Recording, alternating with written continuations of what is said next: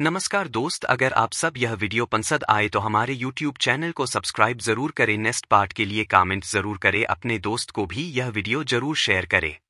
भगवद गीता का 21वां श्लोक, अध्याय 2, श्लोक 21 इस प्रकार है। भगवद गीता में 22वां उपदेश नहीं है, क्योंकि गीता के कुल 18 अध्याय और 700 श्लोक होते हैं। क्या आप किसी विशेष श्लोक या अध्याय के बारे में जानना चाहते हैं जिसमें जीवन के उद्देश्य पर चर्चा हो? व्यक्तिरस्ति यम प्रपद्येतं सवायं परमं शरणम् अनुवृद्धस्य पुनः सिद्धिति गच्छन्ति निर्गच्छन्ति शांतिः। इस श्लोक में भगवान श्री कृष्ण अर्जुन से कहते हैं कि जो अपनी आत्मा के वास्तविक स्वरूप को समझकर शरणागत होते हैं, वे किसी प्रकार से सांसारिक दुखों से मुक्त होते हैं।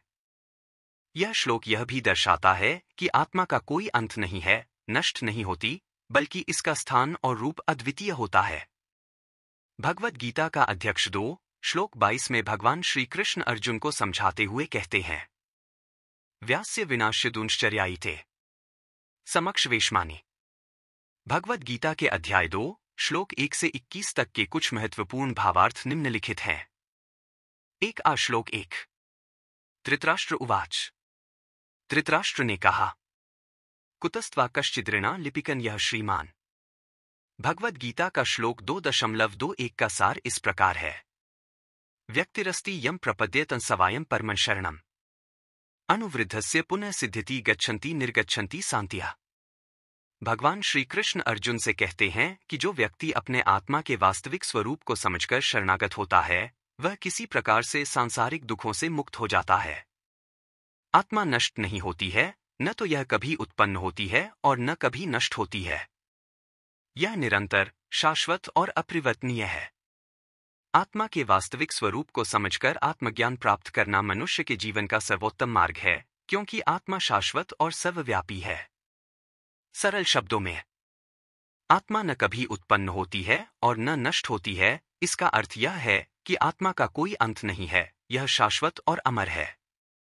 आत्मा का स्वरूप पहचानना और उसे आत्मसात करना, इससे व्यक्ति संसार के मोहमाया से परे जाकर शांति और संतोष पा सकता है।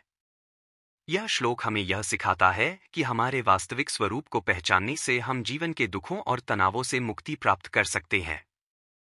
जन्म कर्म च मे दिव्यम एवं यो वेत्ति तत्वतः त्यक्त्वा देह पुनर्जन्म नीति मामेति सोर्जुन। इस श्लोक में भगवान श्री कृष्ण अर्जुन से कहते हैं, जो व्यक्ति मेरे दिव्य जन्म और कर्मों को सत्य रूप से जानता है, वह देह त्यागने के बाद फिर से जन्म नहीं लेता। वह सीधे मुझको प्राप्त करता है। कहानी के माध्यम से समझाइए। कहानी। एक गांव में एक ज्ञानी संत रहते थे, जो अपनी उपदेशों के द्वारा लोगों को जीवन के गहरे रहस्यों को समझाते थे। एक दिन एक युवक उनके पास आया और पूछा, संत जी, जीवन का उद्देश्य क्या है? हम किस प्रकार मुक्त हो सकते हैं? संत मुस्कुराए और उन्होंने युवक को एक कहानी सुनाई। बहुत समय पहले एक राजा था, जिसका जन्म और कर्म सभी के लिए दिव्य थे। उसका कर्तव्य था कि वह अपने राज्य की सेवा करें और लोगों की भलाई के लिए काम करें। समय के साथ राजा ने राज्य को त्याग दिया और अपने कर्मों को बिना किसी स्वार्थ के निभाया। उसकी पहचान केवल उसके कर्मों और उसके निष्कलंक जीवन से थी, न कि उसके भौतिक रूप से। राजा का उद्देश्य था कि वह जीवन में निरंतर कर्म करते हुए आत्मज्ञान प्राप्त करे। और एक दिन जब राजा का शरीर नष्ट हो गया, तो वह पुनः जन्म नहीं लिया, क्योंकि उसने जीवन में अपनी आत्मा को पहचान लिया और उसका मार्ग दिव्य था। संत ने कहा, तुम भी इसी तरह अपने जीवन में कर्म करते हुए अपनी आत्मा की दिव्यता को पहचानो। जो अपनी आत्मा को समझकर कर्म करता है, उसे पुनः जन्म लेने की आवश्यकता नहीं होती, क्योंकि वह परम सत्य को पहचान चुका होता है। सार।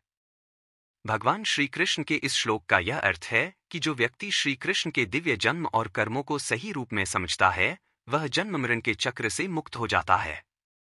वह व्यक्ति सत्य के मार्ग पर चलकर परमात्मा को प्राप्त करता है और पुनर्जन्म के बंधन से मुक्त हो जाता है।